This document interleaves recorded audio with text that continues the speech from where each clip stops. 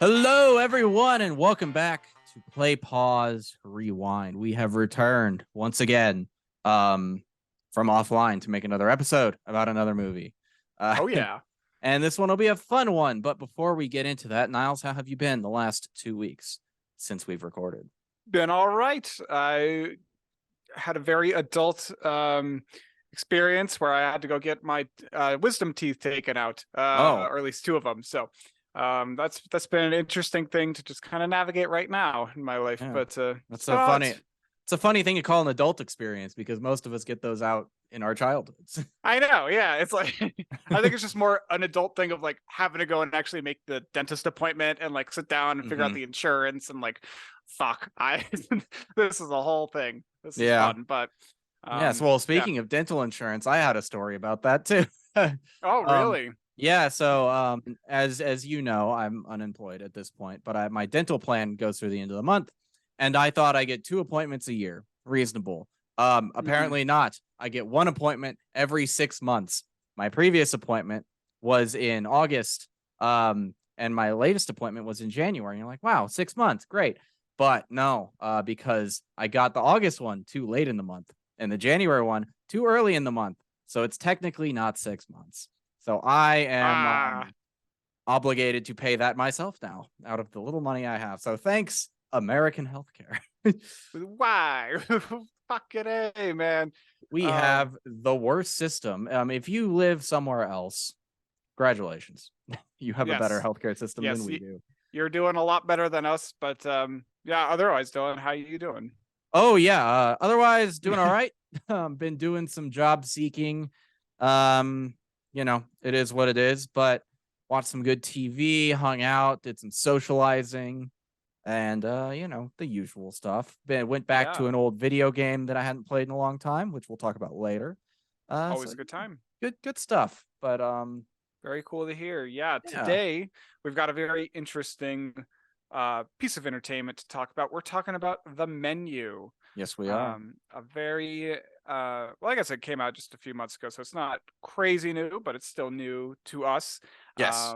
And it's a very poignant film. You know, lots of Mhm. deep messaging, deep commentary, great themes. Which we'll all get into very We shortly. will. We will. Yeah, but it's definitely a horror comedy film. I would say it leans more on the comedy side than the horror side. I wasn't Yes. really scared at any point through this, but Yeah. it's definitely like very satirical, very on the nose, critique of the wealthy. And our film really follows a couple, Margot and Tyler, as they travel by boat to this very high-end isolated island restaurant called Hawthorne. But of course, as the evening progresses, things take a violent turn. Um, Mm-hmm. yeah, this movie stars Ray Fiennes, Anya Taylor-Joy, Nicholas Hoult, Hong Chow, Janet McTeer, Judith Light, John Leguizamo, Reed Birney, Paul Adelstein, Amy Carrero, and many other people. But all that being said, it is a pretty like small cast movie. I would say Yeah. it's weird comparison, but like Hateful Eight style thing where it pretty much all takes place in one location. So Sure. Yeah. very We're getting a lot character of theme driven film. Yeah. absolutely. Yeah. The characters are front and center here, and it's a kind of a theme that I noticed too lately. I just feel like there's so many isolated island movies. You know, Yeah. between this, The Menu, Glass Onion, Banshees of Inisherin, and then I think like that Triangle of Sadness was also like an island film Oh, I or haven't seen that one isolated thing yet. too. Yeah, I Yeah. haven't seen it yet either too, but I'm just like, oh, there's so much isolation going on these days. Mm-hmm. Yeah. That is true, but the menu centers around sort of themes of service work and critiques of the ultra wealthy, as well as this concept of givers versus takers, which we'll get more into in the spoiler section of the Mhm. review. Which we should say I forgot at the top, but we always do a couple minutes non-spoilers for those who haven't watched the movie, and then you all feel free to leave as we transition into the spoiler section because no holds barred after that point. Um, Yeah, but yeah. And yeah, you called it like a dark comedy, mhm. dark horror comedy, which I agree with. I also like saw some people like coming up with like a different representations of it. One that I really liked was a claustrophobic satire. I thought that really kind of fit Claustrophobic as satire. like Okay. as like a description for this film. But yeah, this is a very interesting film. It's very much a critique of like high concept dining too. We Hmm. talked about it centers around these themes of service work, and it's a class critique film. But then it's also very on the nose about like this idea of high concept, high end Right. dining. That's just like sometimes it's just like I don't know, like little gels, and it's like, yeah, that's a meal. It feels like a tiny amount of food that's very expensive, and it really plays with the this whole sort of world about the celebrity chefs like your Gordon Ramsays and other Hmm. characters like that, where it's like you pay lots and lots of money to go to this restaurant for the experience of eating this chef's food, and maybe you're missing something about what eating should Yeah. be about when you do stuff like that.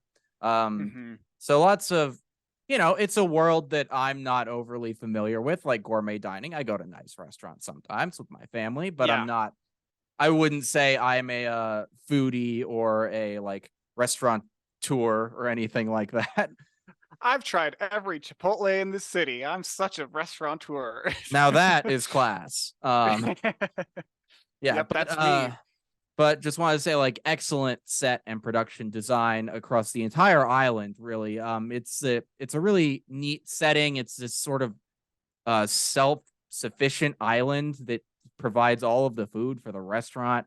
And but it really drives home the idea of this like pretentiousness and obsessiveness that goes into this type of dining and food prep. And Hmm. we just get so much time on everything surrounding the food itself and the preparation of the food, but never on the food. And if it's actually good, that's not Yeah. it becomes very clear very quickly. That's not the point of this place. And that's part of the Hmm. film's critique, I think. Very much so. Yeah, and I think you're right there, because yeah, we have no idea what the food tastes like. I assume it tastes good. I would hope so, but I think especially with like high concept dining or these kind of restaurants that Mhm. uh, it's all about the show, and it's about the presentation, and it's about saying that you had the experience. It's like Yes. I went to that restaurant and Hmm. I got this amazing meal, and I took a photo of it and I posted it, and I fucking never do that, but like some people do, and Yeah. if they want to, that's totally fine. High concept dining kind of is about the experience to a certain degree. Mhm. You're Right. going there to like say you did it, but at the same time, it's like, yeah, that food might not taste the best. And You're that's what going I've there. always heard too. I've never spoken to someone who's gone to like one of these celebrity chefs restaurants and like had a great experience. I always ask like, Was it any good? And they're like, it was all right. It's fine. It wasn't worth Yeah, the right. money. It's never worth what you're paying, which is a very interesting commentary on that culture. And it also, there's more to dissect in that. That's not as much a part Yeah. of this film's discussion, but very tightly paced movie as well. And I think the sort of plot reveals and character reveals that we get throughout are doled out at a very nice pace. Perfect for, you know, just a fun, enjoyable, quick movie, Yeah, and the dialogue is pretty snappy, I would say too. Like, Hmm. you know, um, this movie did a good job of slowly feeding us information about all the characters through the dialogue. It wasn't just like a quick summary Hmm. about everyone and who they are. You get some details off the fact that, and like we'll talk about with our main couple character. Um, but like it's very slow of like we get to understand their relationship a little bit more, and they're very much in the center, in the spotlight here. Yes. Some of these other side characters, they don't get as much development, Hmm. but the dialogue, I think, is just so snappy and so quick that they're able to just like communicate things in a very effective way, catch the audience up to speed. And yeah, the performances though across the They're board so are, fun. yeah, they're incredible. Like all these actors did such a great job. Yes. From the chefs, like all the cooks in the kitchen, not Hmm. just chef, but all the cooks, I think, did a Yep. great job. He has a And whole all the staff that all lives on the island and yeah. like works there too.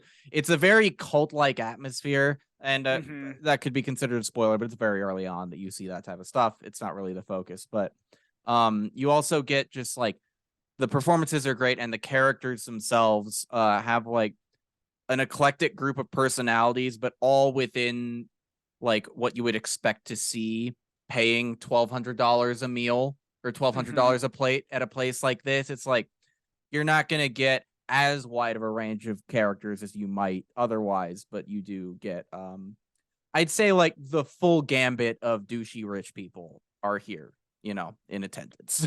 Yeah, you get enough of diversity there. You don't have to go very too far into the details with Hmm. them. And like I think I said this to you off screen, like when we went and grabbed a beer, but Yes. we I think when I first finished this film that evening, just kept thinking to myself, I felt like that this film thought it was more clever than it actually was. Which is something that I've said before. In case you think that sounds familiar, I said that about "Don't Worry, Darling." Yes.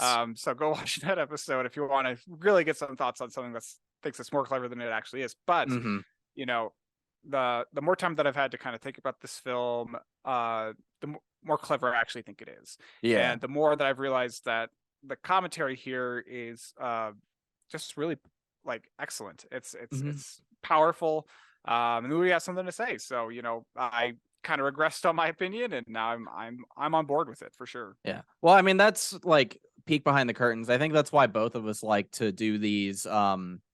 Like we're not giving you straight out of the theater reactions or anything like that because Oh yeah. in my opinion, those are not good reviews. I think you need to sit with something for a little bit, maybe even watch it twice if you have the opportunity to do so before you're talking about it in depth. But I think Hmm. that's also a good thing that you've said you did. Like you had an opinion and you thought more, and it's like, I don't really feel that so much anymore. Things change. But Yeah. I think the movie's really sharp, and I would say like Glass Onion, this is not a subtle movie at all. It's pretty on the nose with what it's trying to say, but also like Glass Onion, it's not trying to be. It's it's a very like um sharp-edged critique on the upper crust of society, and it wants you to know what it's about. So, but I Yes. really enjoyed it. I think it's a really well put together, effective horror comedy with some solidly biting social commentary in there. I would recommend it to most people, honestly. Yeah, I would agree. I definitely recommend this film as well. I think the build up of the movie it's very satisfying. Hmm. I think like the climax of the film, it's not exactly what you're expecting, I think, and I don't think like the payoff will be enough for everyone, unfortunately. But I still think it's a Okay. pretty solid film through and through, and the commentary is, um, you know, it's there, it's on the face. You don't really have to dig very deep into things to try and figure out what the movie's trying to tell you. But No, we're no. gonna we're gonna try our hardest. Yeah, we're gonna have some fun and spoilers, which we'll transition to now, I think. So if you haven't seen the movie yet, goodbye. We'll see you next time. I wish we had talked about what we're gonna review next so we could tell you, but we didn't. So bye. You can come, yeah. Just come back next week. Yeah. All right. Well, spoiler time. Let's go. Like we talked about, it leans more on the comedy side than the horror side. So I guess if you're like looking for a really dark, spooky horror movie, maybe this isn't so much for you. There's one part later on where she's like sneaking around. Anya Taylor-Joy's character Margot is that's a little bit more on the like slasher side, but that's about it. Um, Hmm. so Yeah, I don't. I definitely wouldn't like really categorize this as like a horror movie or anything like no. that. But I think uh, there are some kind of like horror movie tropes that you can see in here, Hmm. and they kind of twist them around. Like Okay. I think if you saw the trailer, you would expect that the big twist in this movie is that they're eating people or something like that. Yeah, Like yeah. something like that. Like I think that's exactly what everyone is expecting this movie to be. Hmm. And then when it wasn't that, it's like, oh, okay, they're twisting things around on us. Like Yes. some things are changing here, and I think we expect like the chef to like turn out to be this mass murderer or something like that. Well, he kind But of he's is, but yeah, he is for sure. By the end of the menu, by the end of the hmm. meal, he's Yeah. killed a lot of people. But And I I guess think I think they never eat people, but people are on the menu by the end. So that's true. Yeah, good point. yeah. But before you had a thought that I cut you off from, I think. What were you Oh saying? no, it was just more, yeah, kind of continuing on like the tropes. There's definitely some other, I think, horror movie tropes in this film. I just Mhm. can't remember all of them at this point. Like I think when she's walking around the island and kind of sleuthing and stuff, that's kind of a little bit of a trope. And like when the ship comes to save everyone, kind of in the Yeah, middle, that's a little bit of a trope too. that's Because we true. kind of Yeah. we expect that sailor, the from I think he was a Coast Guard or something like that, to Mhm. die, but then he's in on Right. the joke, you They know, yeah, like they think they're all like protecting him at first. That was really a funny twist. And then mhm. especially how he says like he loved John Leguizamo in that shitty movie that Ray Fiennes just hates in like Yeah. Rainy Day. That was a great addition to the bit as well. I guess you could also say there was like a reverse Most Dangerous Game sequence a little bit where they let Mhm. because Most Dangerous Game, you know, the poor Right. guy it is hunted by the rich, and in this it's all the rich people hunted by the kitchen staff, but they're not like lethally hunted. They're just like, we found you, come on. Yeah, And right. then the Yeah, last guy to get found gets a prize. yeah, the man's folly, I think that's what they called Yes, yeah. that course. But yeah, that Hmm. was that was definitely another trope. So it's clever in how it spins those things and you know, satirizes them. Yes. But let's touch on before we get into our main characters, let's touch on some of the side ones. First we got the two food critics, Lillian and Ted, who were pretty excuse me, pretty funny, but also like you could tell very pretentious and snooty, and just they're the type of person who always has to have something negative to say. Like it's never enough to just enjoy something. You have to find that little thing. And then also there Yes. was the running joke where like Ted would just agree with whatever Lillian said. Like obviously she was the better critic of the two, and he was kind of more of a hack. I love that. Yeah, I like that bit too. But yeah, whenever I can't even remember the thing that she was complaining about. It was It like was like something the that big soup or something. yeah, the soup thing. I don't And even they know what the keep fuck it bringing was. her bigger and bigger bowls of it as the movie goes Yeah, on. because she made one complaint about it under her breath, Hmm. and they somehow picked up on it. But yeah, they I think they I don't imagine that most food critics are like this, but you know, it is a very good kind of like archetype to establish Hmm. here as like a character for both of them. I think that they're a good addition as a side character there, and then they both have kind of some association with as we find out with most of the characters, they have Yes. some association with the chef. Every character, Slowick. bar one, has a specific reason why they are there, and we'll get more into that as we get to our main character. But Hmm. yeah, Lillian, it turns out like every restaurant she's reviewed has gone out of business. She also made chef what's his last? I keep forgetting his name. Slowick, I think. Blowick, yeah. She also like she's the reason he blew up basically and became who he was. Ted, I is Ted there for any specific reason, or was he just like along for the ride, kind of as a food critic? I think Ted's just kind of guilty by association with her. Okay. I don't know. We may have missed something. It's been a little while since I've seen the movie Yeah. too, but moving on from them, we get John Leguizamo and I, what was the actress's name? I forgot. The movie star and Felicity. I had the IMDb up, but I forgot. Yeah, I can't remember, but yeah, I'll pull it up. they're there on the island, and it's interesting that they made the Amy inclusion of him on Carrero there. is her. Sorry. Amy Carrero, Mhm. gotcha. Because yeah, the only reason why Slowick invited him was because he hated him in a movie so many years ago, and it's like his most well-known movie. Like everyone knows him for it or whatever. Um, and No, she's just I don't think people do know him from. I think that was the joke from the Coast Guard guy was that it was his favorite movie, but I think oh, okay. I think it was a movie that was like generally panned because Leguizamo is like a has been at this point, and because Slowick's reasoning for why he hated it is like you debased yourself, like this was beneath you and you shouldn't have done it, and it upset me, which Yeah, was that's very true. funny. And Yeah, and I love that like interaction too, because yeah, he's obviously a has been this movie star, but he's trying to like restart his career or something. So he's like mhm. talking to his assistant about being like, oh, what if I did like a cooking show, you know? And then she's like trying to get him to like critique the meal. It's like, okay, so how is it? And he's like, it's good. It's like, come on, give me I some. didn't even pick Yeah. up on that. You have to go deeper than that, dude. Like, That's great. Yeah, and then she's like clearly trying to quit and trying to break like it's like this dinner is her professionally breaking up with him for their business Mhm. relationship, and he just refuses to accept it. And I also love his response to Slowick accusing him of debasing himself, and like he's like, it's like a fucking movie, man. Chill out. Like Yeah. it's not that big of a deal. You could like, yeah, everyone, some of these movie stars do horrible movies because Yeah. that was the style at the time. Yeah, but like as we see through as we go through all these characters, like, do any of these people deserve to die? For the most part, no. But like Yeah. the punishment is a little over the top. But again, this is an over the top movie in effort for its critique. It's not trying to. Does it make sense that Chef is going to turn all these people into s'mores for their crimes of debasing cooking? No, it doesn't. It doesn't have to. Though. It's not the No, point. yeah, it's a little bit of an overreaction, Chef, but Mm-hmm. that's fine. Um, Yes. I think that, and then we got the regulars, Yes. Richard and Anne. I think that these characters, even though they got screen time like the others, I think that they needed a little bit more development Okay. because their only crime was really that they were just rich and they just went to this island a bunch for the meals, right?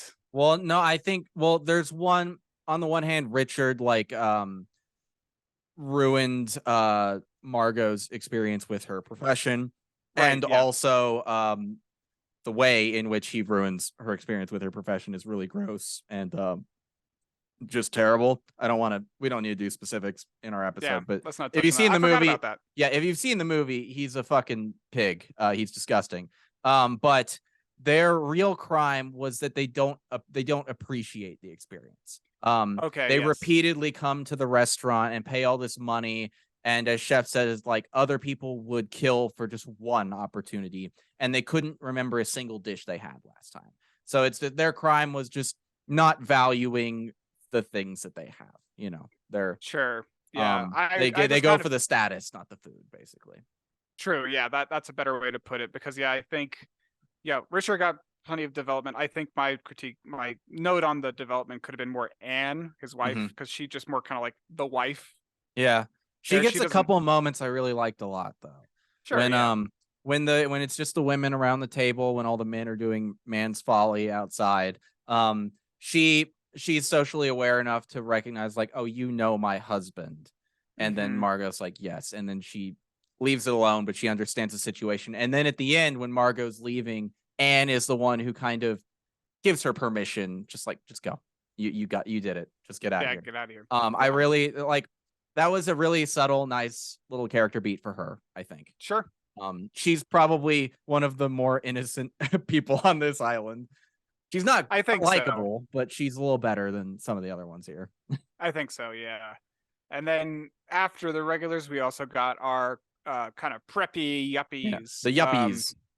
The I wasn't entirely clear on all of their jobs, but from what I could tell from Soren, Dave, and Bryce was that they were embezzling money. Yeah, Um, yeah, they were like or covering up embezzlement or something like that. I think they work for a financial firm that financed the restaurant because yes, it's that's their what it was. boss who he like hangs with the wings outside and lowers into the ocean. That's right. Yeah, yeah, So yeah. Those.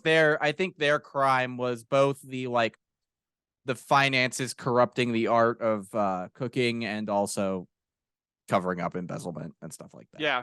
Well, and I kind of like these guys too. Like they have some very like kind of genuine reactions that I would have been like too. Like they're not bringing fucking bread. Are you serious? Like, Yes, are you yeah. serious?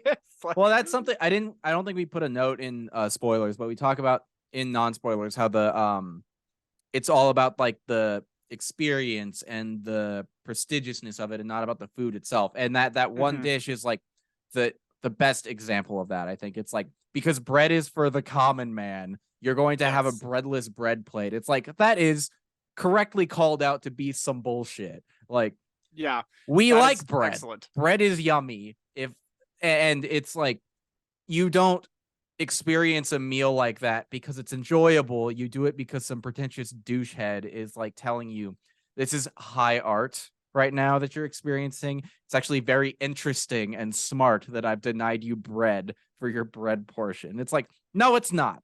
It's not Yeah. smart.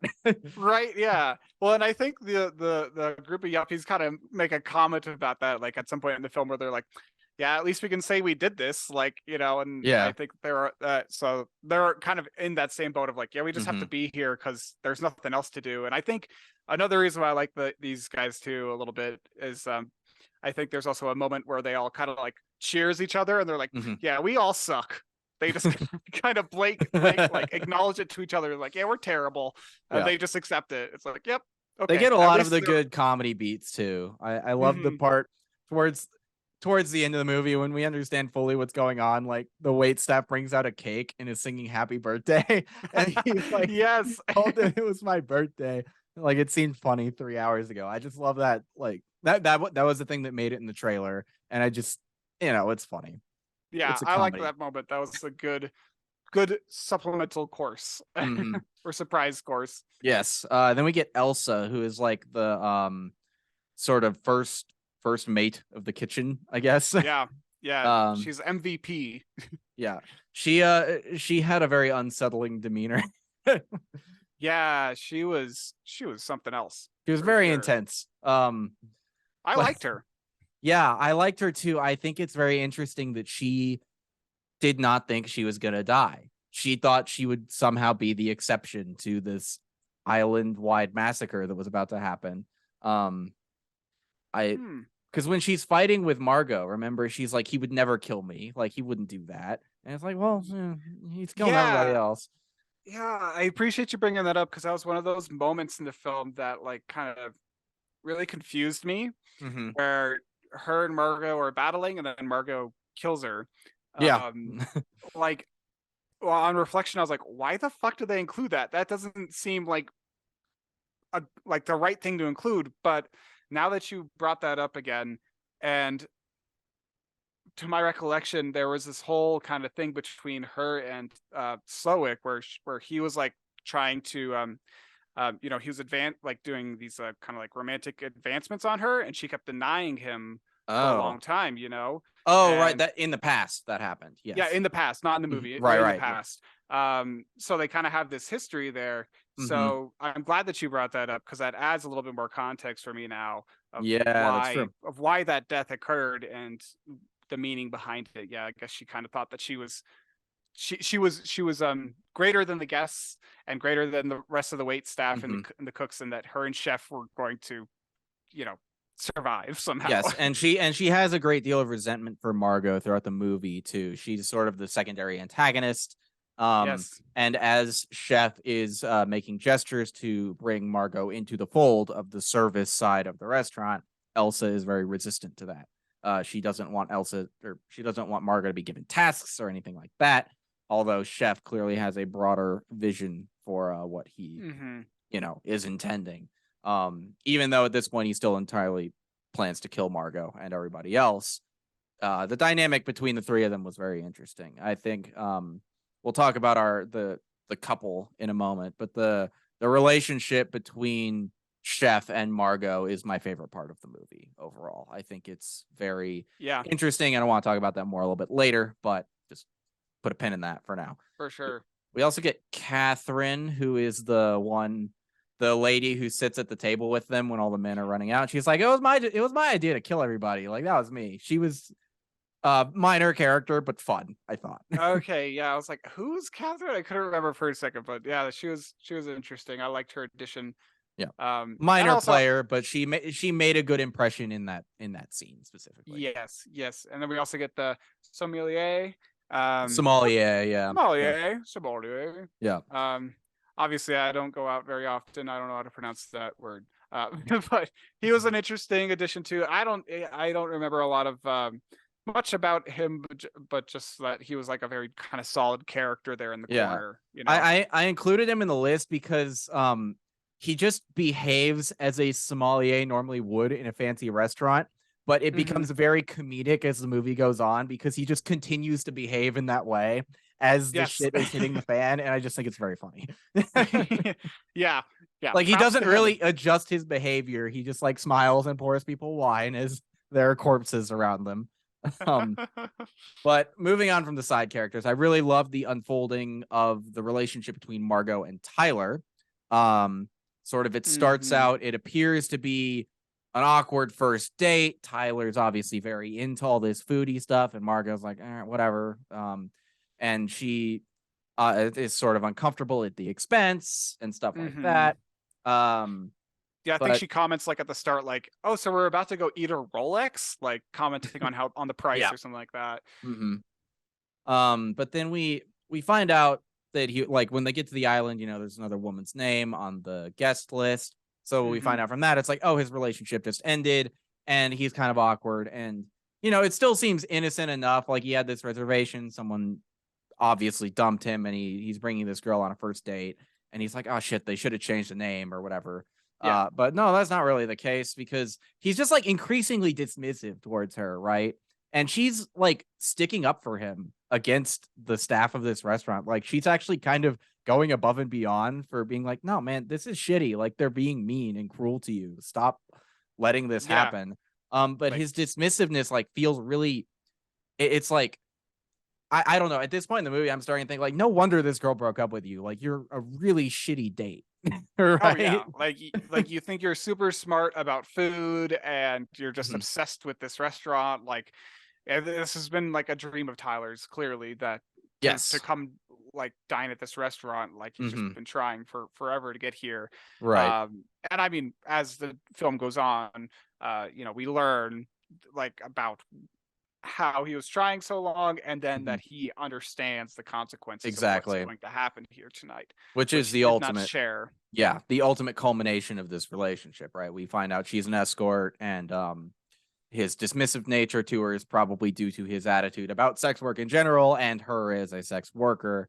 And then the complete disregard for what she does and her life is the fact that he brought her to this island knowing she would die. Um, but Yeah. it, Well, and not a it's good guy. no, Tyler sucks. And I mean, he's an awful character, but and it's so silly. Like, now that you just mentioned that too, of like how he was like dismissive of her profession and her industry, Mhm. but it's a service industry. It's like it's the same thing that you're at right now, getting a different kind of service. It's food service. Yes. So he's got mad respect for one like very Right. niche, and then the other one he's like, no, that's silly. But that's Um, also not abnormal, especially in America. Absolutely. Which Mhm. leads into what I think is an extremely underrated element of this movie, and it's the way it discusses Margot's sex work. We find out Mhm. a bit of the way through the film that Margot is a prostitute, and the film treats her neither as gross nor as a victim. She is treated as an adult with autonomy who made decisions. It's pretty progressive in its attitude towards the industry, and Chef Slowick even kind of views Margot as a peer. He says like, you're one of us. He treats her with respect. His first question to her is whether or not she likes her job, which, Mhm. just in the way American media especially presents prostitutes, that is well in a way skipped over in like every depiction. Either they're like gross or victims or abused or exploited, and all that can happen, of course, in the industry. But I Mhm. I, I was curious after watching this and before recording, like, what some actual sex workers thought about it. So I did a little bit of research, and so I went to the like a sex worker subreddit, and I'm not sure that space is for me to be in, so apologies for any invasion of privacy there. But like, they had a thread on this movie, and for the most part they were really praising how this topic was handled here. Hmm. They thought it was really nice, and I found an article which I'm not going to shout out fully because I'm not familiar with the source, so I don't want to do that, but I pulled a couple quotes, and the first one is, I'm obsessed with Margot from the menu, says Emma, who is based in Bristol and has been working as a full-time sex worker for the past 2 years to fund her MA in photography. She's the most empathetic and emotionally aware character in the movie, and ultimately, that's exactly what saves her. Sex workers are really empathetic people. Sometimes I feel like a therapist for my clients, but that's almost never shown on screen. And later on in the article, it talks about like these representations. It's talking about The White Lotus season 2 as well in the article, but it show a deeper engagement with sex work and a move away from the othering that happens when we're looking in from the outside, which contributes sometimes deliberately, other times inadvertently, to unhelpful preconceptions that all sex work is exploitative, that hiring a sex worker is shameful, that sex work is somehow inherently wrong. Sex work isn't inherently exploitative and violent by nature. But it's also not all positive and empowering. It's work.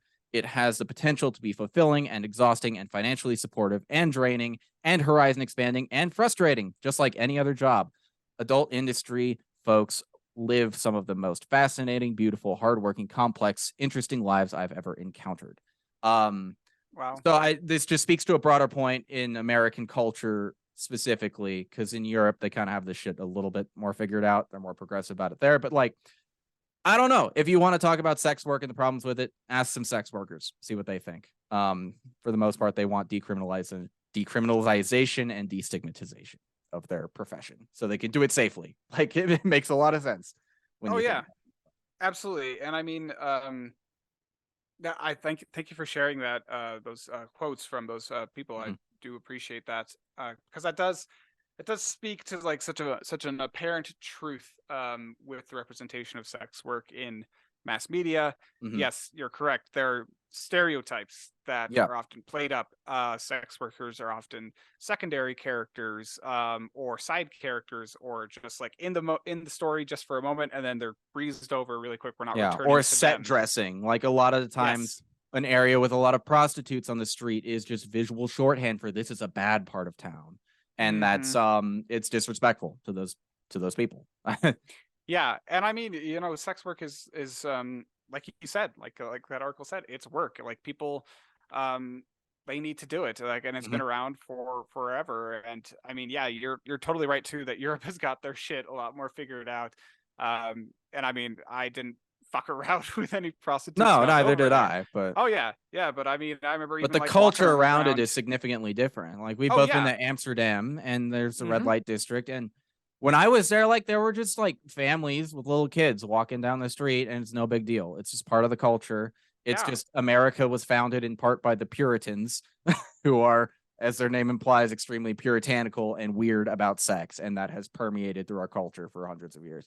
But Yes, unfortunately. all of that is to say this movie's portrayal of it is really healthy and respectful, I think. And it's not like mentioned a lot or lingered on. It's just like this is what she does. This is how she's here. And this is how she is part of the service industry as well as chef. And that is the instigation for their sort of connection that they form throughout the latter half of the movie. Hmm. Yeah. Well, and I do think that she is kind of a little bit of a therapist in this movie. Too Yes. stoic, and what we kind of saw too, and with the what was that guy's name? Uh, Richard. It kind of felt like to a Oh, certain degree she was a little bit of a therapist, maybe. yeah, and that is definitely the darker element, and that is part of Yes. the exploitation. But also that speaks to the real world issue of why sex workers probably want their industry brought more into the light so that they can be more selective and avoid clients like that and have a network of people who are like, yeah, this person, don't work with them, you know. Yeah. When Yeah. their industry is against the law, they have less ability to pick and choose who they work for. So Yeah. Absolutely. food for thought, people. Um, Yes. Well, but on the flip side, yeah, I yeah, think her date, Tyler, mhm. is not an empathetic person at all No, because he's he terrible. yeah, he did not tell her that he knew that everyone would die by the end of the night. He's not thinking about her. He sees her as, disposable. Hmm. Um she's just there so that way he can get he To can the close his island, yeah, reservation. Yeah, that he can exactly. get to that he can get there. Yeah, But it was I enjoyed this the I mean, the whole man's folly thing where he's running around outside And he he's gets not even participating. He just wants the yeah, food. he wins and he gets I think it's the palate cleanser. I wrote down the actual menu. I wrote down all the meals because I just wanted to have them for reference. But it's oh wait, he didn't get the palate cleanser. He got the No, Passard egg. well, because he didn't win, right? He wasn't the last one found. It was Ted, the other food critic, who was the last one. Remember, he was hiding in the chicken coop. Oh, you're right. It was Ted. What the fuck am I saying? I thought it was Tyler. I think Tyler gets something. I think he steals Margot's dish that she was eating when he gets back into the room. I think he takes it from her. I think you're right. Yeah. Okay. Then never mind. I messed that up. But I appreciated that next segment a lot, where he had it was what was it? Tyler's bullshit, where he has to cook a little meal. Yeah, I love I just felt such sheer joy at watching his complete incompetence become exposed, because one, that's something everybody can relate to, right? Like being suddenly called upon to perform on a moment's notice with something you were not prepared for. But he so clearly has craved the spotlight the entire movie and wants that attention and approval, but he possesses no quality that would make him worthy of holding that spotlight. And yes, Slavic knows it, so he gives it to him and watches him fail. And my God, did that meal look like shit. Well, yeah, it is one thing to be a foodie and to dine at these high concept restaurants and stuff like that. It is another thing entirely to cook for yourself and actually make a meal and prepare it and kind of elevate it to that same level of professionalism and just like exquisite cuisine. But yeah, it was just so funny to just see him struggle. Like, where do I start? Leeks? I'll chop up some leeks. How do I do that? Yeah, and he's like sweating and crying and just miserable. And it is an odd bit of an odd statement to make here, because I do think there is a separate skill set in like critiquing something and making something, and that just because they're different doesn't mean critique is invalid. Like neither of us could go out right now and make a movie that's any good, right? But we're talking about movies on here. Probably, different skill set, but and also like enjoying food is a little bit different than being a good cook. But I do think it speaks to a deeper appreciation if you take the time to learn how to cook food as well. Like if you're going to enjoy food to the level he seems to, you would think maybe he would try to apply that practically and make some stuff himself and learn a little bit about the craft he claims to love. It makes you wonder, does he really love this, or is this about something else? Yeah, I think he's got some deeper issues in there. He's definitely a taker through and through. And, what he does with his bullshit is he ruins the art of cooking. He just fucking ruins it. And it shows very clearly that, yeah, he doesn't give. He's just a taker. Yeah. Well, actually, I speculated on maybe it's about something else. It's about social media. That's what it's about for him. He's always taking pictures and posting the food. That's what it's about. True. He's growing his little social media presence through food pictures. That's definitely it. Which is why the pictures on his tortilla are him snapping the photos, because he's breaking the rules, and that's why he's desecrating the art of cooking. To promote it, and he's commodifying it for social media. Yes, that's a good way to put it. But would you like to walk us through the actual menu of the film for a moment? Sure, yes. And we can rate each dish as we go, I think. Yes. Well, yes, let's rate each dish and the things that we liked about it. It was amazing. But first, so the entire course starts off with on the ship there first. Yes. They get some lemon caviar served on raw oyster with minonier, I think is how you pronounce that. And yeah, I remember in this scene in particular, I think the purpose of this meal was really to just kind of set up the dynamic between Margot and Tyler. Yes. Because Tyler really tries to interpret the meal, and he's like tasting it and all this stuff. And she just kind of like, she just got this look on her face, like she just doesn't want to really partake, I feel like. So yeah, I think that was really just to set up that dynamic between them two. But that's like just the beginning appetizer. Once they get to the island, they get some amuse-bouche. I I'm wishing I had a soundboard right now, so after every dish, I could like push a button and have like Gordon Ramsay talk about something being good or terrible. And I don't Yes. have it. We can't do it. We're not there I yet. I think it looked fine. It looked I good think to it looked, me. you know, I've never had caviar, I don't think, but it looked yummy. I would try that. Yeah, I don't know if I ever really want caviar. I heard it's kind of tastes a little weird, but I'll try it Yeah. maybe one day. Who knows? I'm a pescatarian, so I'll do You'll it. try that very gourmet food sometime. You'll give it a shot. I when I have the money, I'll get there. And then after the amuse bouche, we get to our first course, What was which the is the amuse bouche again? it was like I can't even really remember what it was. I think it was just like tiny little like gels or something. Oh yeah, Um, yeah. I They don't look. remember. They I don't breezed know over what that that really tastes quick. like, but whatever. Yeah, I don't know either. I think it's fine. But then we got our first course, which is the island. Uh, and I can't remember all the stuff here, but it's basically just stuff they found on the island. It feels Yeah, like but it it's had just like like it had some fish on it, I think. So like a little. yeah. There's some edible parts to it, but it was very much. It felt like there was some driftwood on there, Mhm. and the Linda, right the critic, right? I think she called it thalassic. You know, very reminiscent of the sea, and it's Lillian, like, yeah. oh, Mhm. that is so fucking pretentious of you to use that word thalassic, but Yeah. it works, I guess. But I mean Um, that's the point of their characters, right? It's like they're trying to intellectualize something too much.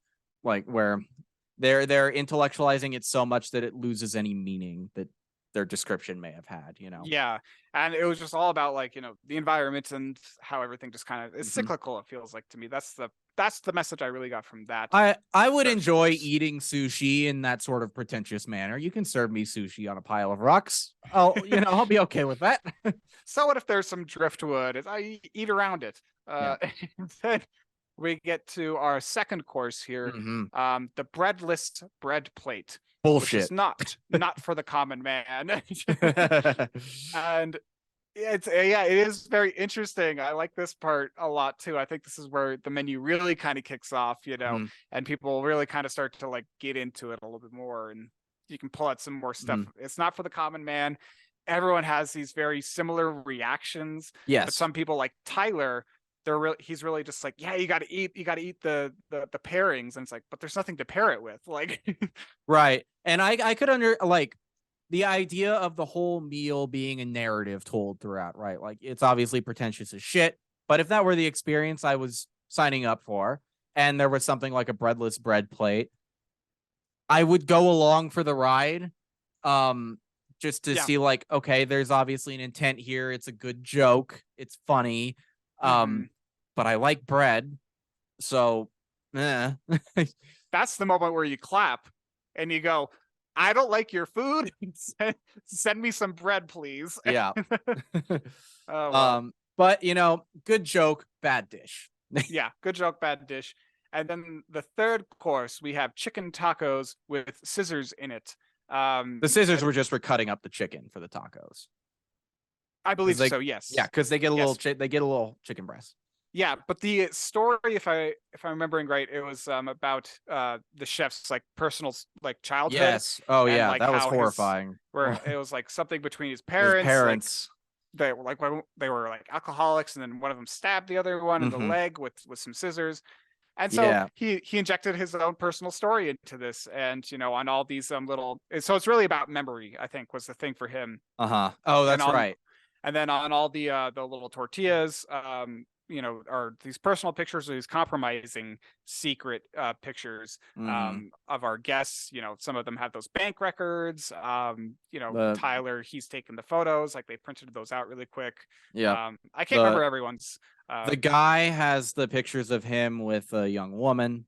The older guy Right. in the couple.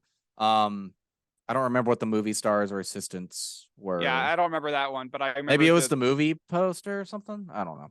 I Doesn't matter. bet that was probably it. But then uh the critic gets it's just like the places where she wrote bad reviews of, and Yeah. now they're closed down. Yeah, it's like the headlines for the restaurants that have closed in Yeah. part because of her. Um, you know, I'll say the story around the tacos is horrifying, but those tacos looked really good. Yeah, I would eat those tacos for sure. Could I do it, without the incriminating tortillas, but The tortillas, Yeah, like flavor wise, those tortillas looks so good, so good. they look great. Yes, I'm very curious what kind of compromising photos would be on my tortillas. Yeah. Anyway, we get to our fourth course, which is the mess, where Jeremy shoots himself. And then the guest gets served like some veggies or something. Like I don't even remember the actual dish, but the real course is the mess. Him Yeah. shooting himself, the experience there. Yeah. I'll say, a little upsetting. Not gonna rate this dish very highly. You don't, it's very sad and very traumatizing. It was my least favorite dish, but I like the story behind it, so I'll rate it a 2 out of 10. Yeah, I guess we should have included this in non-spoilers, like trigger warning for depictions of suicide in this movie. There are a couple. Yes. So sorry for being so late on that, but yeah, it's better late than never. And then after that, we get a palate cleanser of wild bergamot and red clover tea. And this, I think, is more the opportunity for everyone to ask questions of the chef. Yes. And that's where everyone really does start to ask, like, what the fuck is going on here? Yeah. Yeah, it's like we've crossed the threshold of what's really going on at this point. Yeah. And this is where he lays it on everyone and really kind of starts to lay into people of like, this is why you're here. Or is this that moment, or is it a little bit later? No, that's later on, I think. I think so. I don't think he fully explains himself until the end of the movie, but at what point does he start talking to Margot again? Like for real? Because he's like looking at her from the start because she's not supposed to be here. Well, the second course is when he comes over and he's like, "You haven't eaten anything." Yeah, and he starts kind of talking to her then. But then I think it just kind of builds up later from there. I think it's after the tacos or the mess is when he starts confiding in her more and speaking to her as an equal in the service industry. But Man's Folly we already talked about. Not much of a dish, more of an experience, Yeah. Yeah. Funny sequence. I liked it a lot. I liked it too. And the winner, like we said, gets the passered egg. And then after that we get Tyler's bullshit where he ruins the art of cooking with some leeks and some lamb and some shallots that he didn't peel before he cut into. So good for him. Yeah, we also get our birthday cake after that too. Well, Tyler hangs himself after the cooking as well. So our second suicide of the film, but fuck Tyler. So, whatever. Yeah, he must have really whispered some crazy thing into his ear to get him to actually do that. But I mean, I think it's the brunt of the humiliation and the realization that he's kind of a failure, and then also whatever he whispers in his ear. Yeah, I don't think Chef even had to say anything after that. I think Tyler was broken at that point. You know what he did? He just burped in his ear. That was it. Yeah, but isn't his review of the dish like it's not very good? Is it?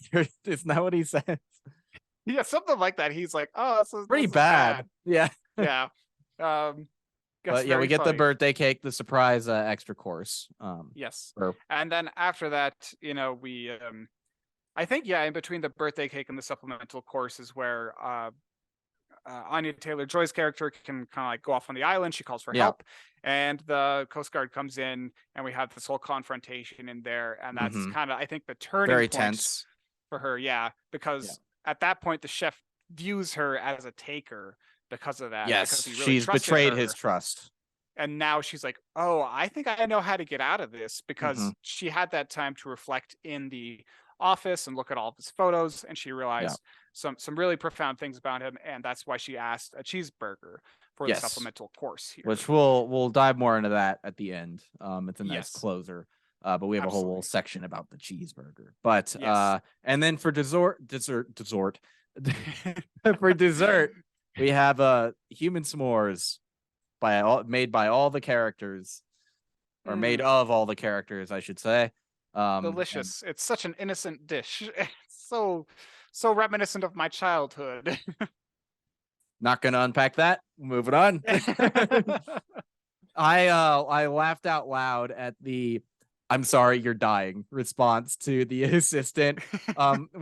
When she's like, "What did I do? Like, why do I have to die?" And he's like, "Where did you go to school? Brown. Student loans? No, I'm sorry, you're dying." Like, just Ray Fiennes' delivery there was just so deadpan and perfect. It was great.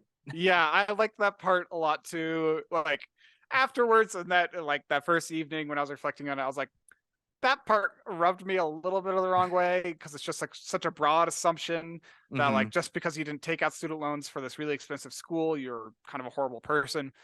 But I'm reading too much into it. It's a very funny joke, and I like it a lot. Yeah, it's just like a critique. It's a critique of the Oh yeah, rich. Like it's really quick. a couple like not as snooty people are gonna catch a few strays. It's just gonna happen. It's okay. Yeah, so let's talk about the takers versus givers dynamic a little bit. You got the section in here. We want to dive into that. Yes. So through Slowick's interactions with Margot, we learned that Slowick really does view people in these kind of two different categories. You're either a taker or you're a giver. And excuse me, I think his definition, is really like service industry based, or just like, your empathy and your sympathy. Like, are you really like giving anything to anybody, or are you just kind of accepting things and continuing on with them? And all the dining guests here are takers. Yes. Everyone just kind of accepts the meals and moves on, and just is looking forward to the next thing. They're there for the experience. They're here to take. And just kind of grow fat and sassy, except for Margot. Margot is the only one who's really a giver. But I think the kitchen staff too is obvious, or they're all givers, obviously. Yeah, sure. But she gave, she's a giver because of her profession. We can make that argument there, but it's also because she realized that Slowick wasn't happy. Yeah, that it's an attitude and perception thing. Yes, I think you're right there. It's an attitude and perception. She was able to help him return to this type of cooking that actually made him happy, which I thought was the whole takers versus givers thing is kind of it adds an interesting wrinkle to this entire narrative, and it kind of adds another layer to things, because if like they didn't have that whole dynamic in there, or this whole conversation, it would just be kind of like, this is a psychopathic chef who's just killing his fucking guests like slowly. Like, but he has a message to his menu. Yes, he clearly views people who create and bring something to existence to be enjoyed as greater than people who just consume. And the restaurant goers are takers. They just, they just receive. They're not adding anything of value to the world. And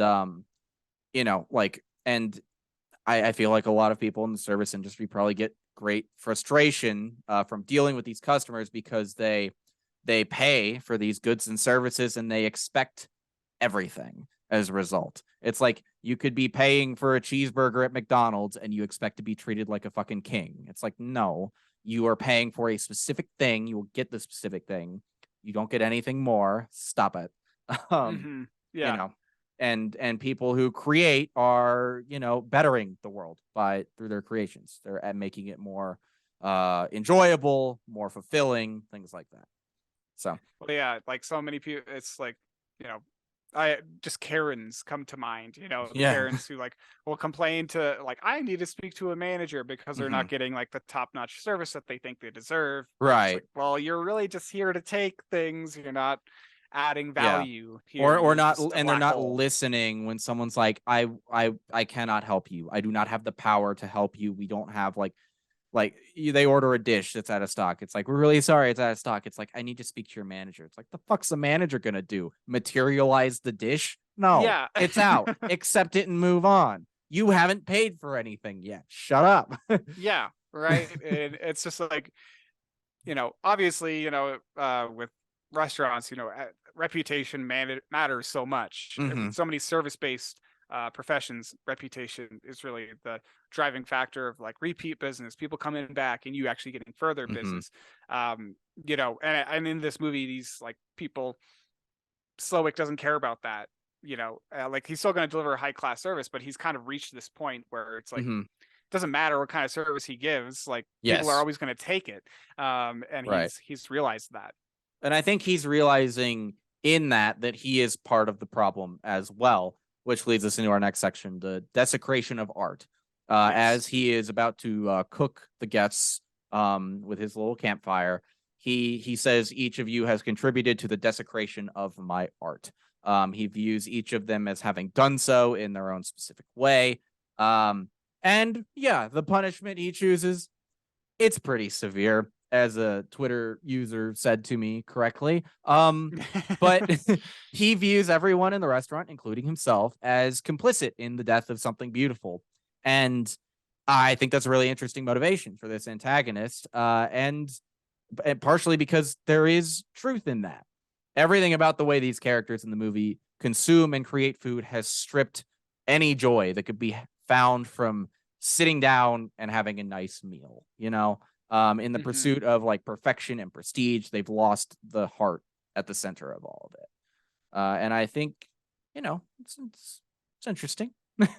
Yeah, it absolutely is, and I think the motivation Mhm. for his narrative here and to kill all these people is um, very clear, Yeah. and you can understand his reasoning. And I'm glad that we're getting that kind of um, perspective in this film because I feel like going back to the horror movie tropes, if this had been a completely kind of different movie where he was like just killing the Hmm. guests because of some personal vendetta, it's like, well, that's not as impactful and that's like not very original or creative.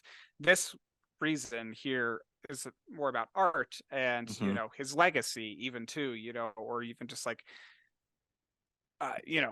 the perception of high Hmm. concept food or even just food in general, the art of cooking. And it's it's just interesting. I forgot Which, where I was going with that. well, I think you uh trail off perfectly because that leads us into the cheeseburger. Uh, the Yes. the culmination of both the plot and the emotional character beats of the movie. Margot, through her journeys across the island, is able to identify what Slowick's real need is. Like we always have these want versus need in stories, and she recognizes that he's not been happy in his profession for a long time, and she calls him out. She's like, I don't like your food, and it's not made with love. And I love the character beat for there that Ray finds in Jex because he's like kind of confused, I think genuinely at the start. And she's like, it's made with obsession, but you've lost the love. And through her intuition and her capacity for empathy, she recognizes the only time in any of those photos of him where he was smiling and happy, and it was when he was like a line cook making a cheeseburger. Yes. It's such a Ah, great um it's just such a great moment of realization. And that last sequence between them, I don't want to get into the details to not spoil this other movie, but it really reminded me of the a moment of connection between adversaries that Fletcher and Andrew have in 2014's Whiplash, which is a fantastic movie. mm, um but it just like they're both of these characters have had a very adversarial and, in Whiplash's case, pretty abusive relationship, but they have this moment of pure like connection and shared understanding about the art that they're engaging with, and it is fantastic in both cases. um just yeah. really reminded me of that. But Well, it's like it feels very much like these two service workers kind of like recognizing each other. mhm, Finally, yeah, like just you were saying, like they have this kind of connection in the eyes and just like in their heads as well. They understand where each other is coming from and like why they're behaving the way that they are. exactly. And I think that definitely comes across for Margot because she realizes, like you were saying, the last time he was happy was when he was cooking food that wasn't high concept. It was it was very Right. low concept. It was straight and to the point, and it was fucking delicious.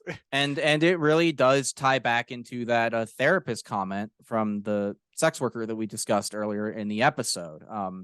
She's able to recognize something in him that he's not able to recognize in himself, and strikes at the heart of it. And when I have gone to therapy in the past, actual therapy, not sex work, but that has been a big crux of it, is I will say something and then the therapist would stop me and be like, hold on, we're going to dive into this a little bit. We're not going to just let you keep going. We're going to talk about this. And that's So she does kind of give him a little bit of therapy, and he is genuinely overjoyed making this burger. Also, that burger looked fucking delicious. Okay. Yes. That like I said, I'm a pescatarian, but man, I would have made a big exception for that burger. That thing looked amazing. What a lack of conviction. I'll tell you, if I was a pescatarian, I would not eat the burger. Wow, the shade. Nah, I'm kidding. But yeah, But yeah, great movie, I think. phenomenal. And I mean, like we were saying earlier, it doesn't it's not subtle. It's No. very on the nose, but the commentary about the service industry, high concept food, and just like pretentious class people, Yeah. or just like just like whole class dynamics.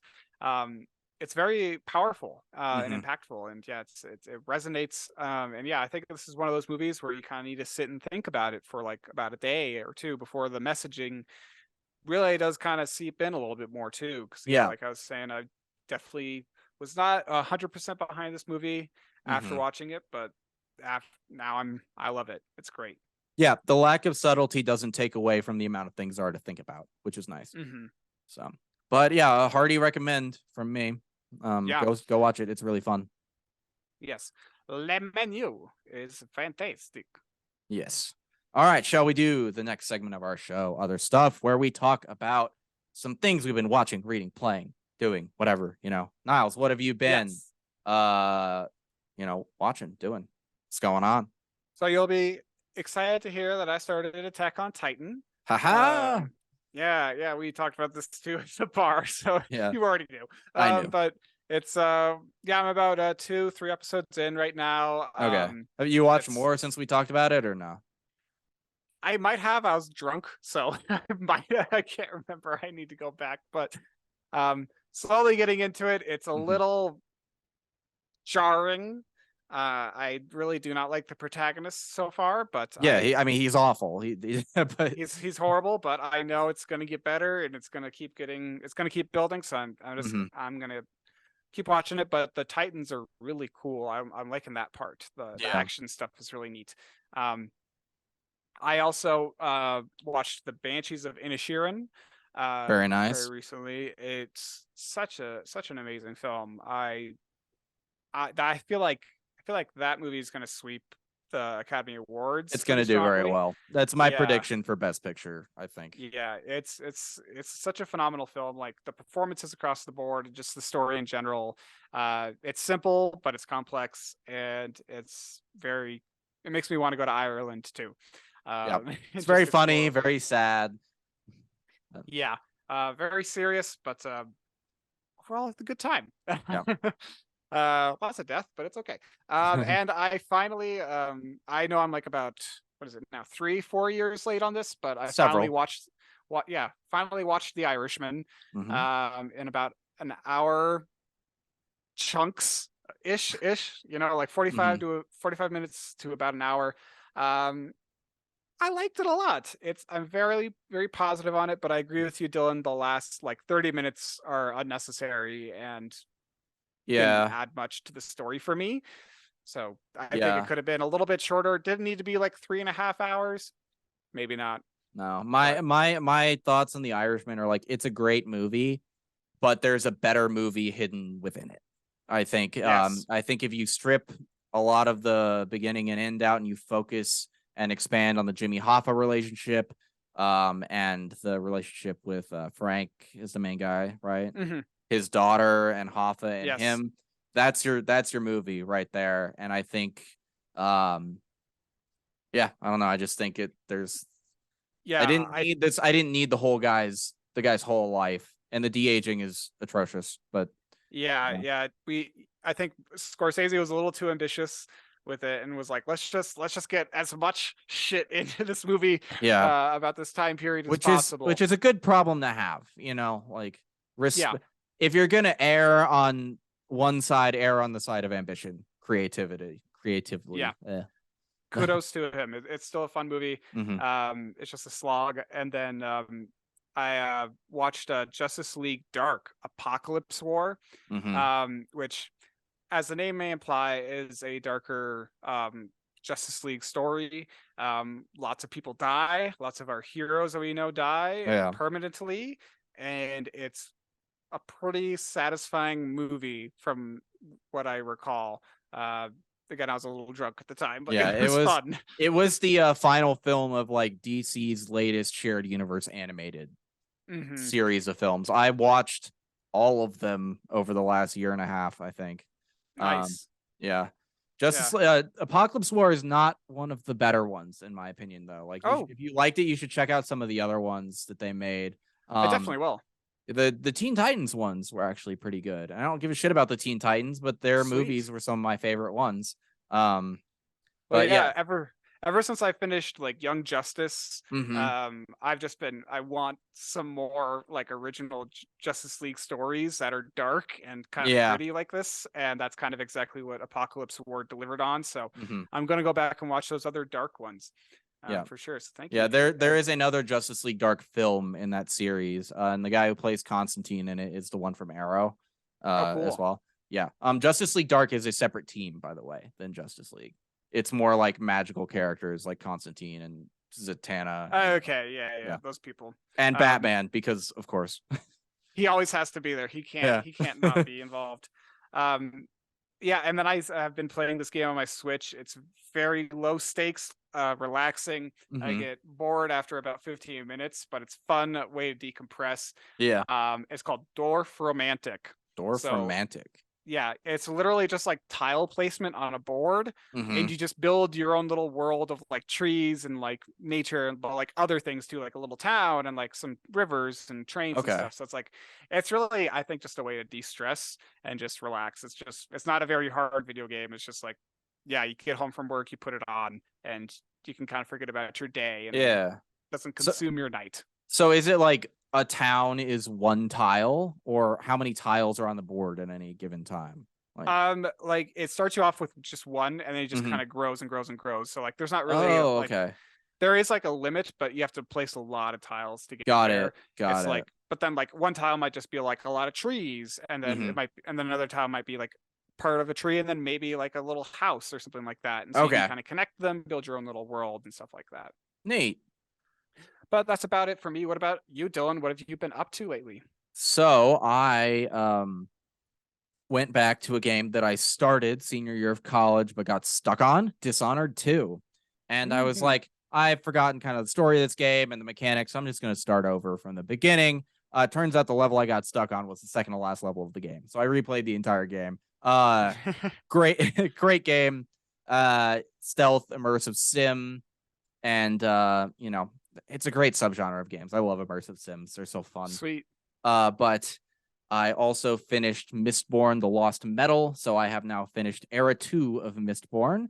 Very satisfying conclusion, I think, and Sanderson is starting to much more heavily connect the different worlds of his Cosmere series. So it's I don't Cool. know, it's going to be, I think it's going to all pan out to be really neat when it's all said and done. But the next era of Mistborn, Era 3, apparently is going to be like 1980s themed. So that should be pretty Mm. fun. We have like the medieval setting of the original trilogy, sort Yeah.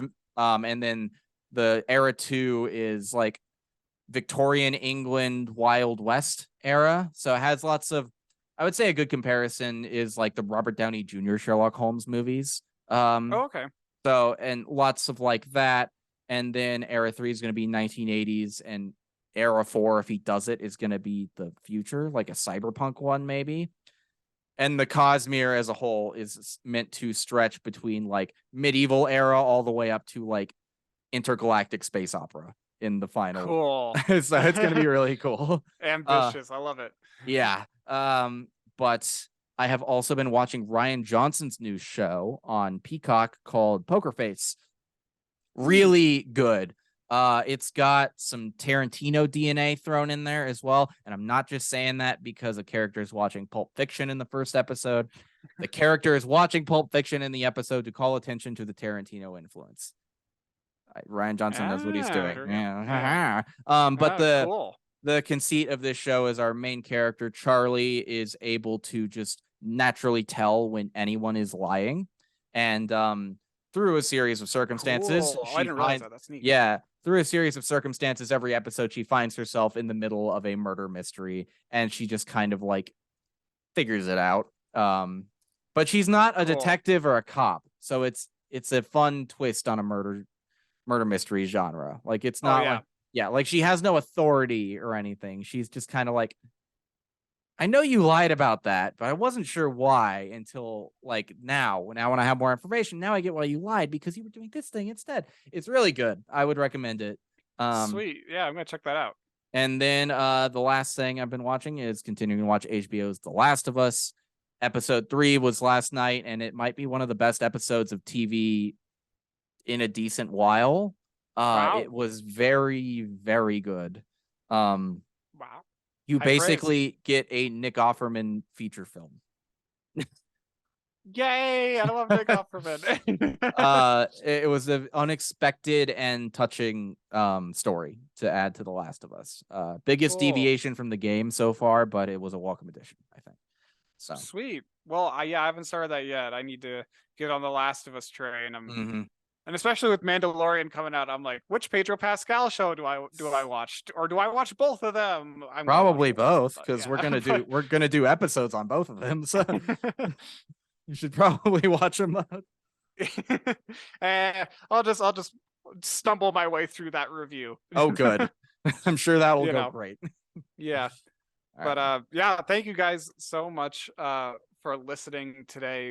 You know, we love making these videos here at Play Pause Rewind, so we hope you enjoy listening them as well. Yes, definitely. And we while we were having some beer the other night, we were brainstorming new types of content we can do eventually.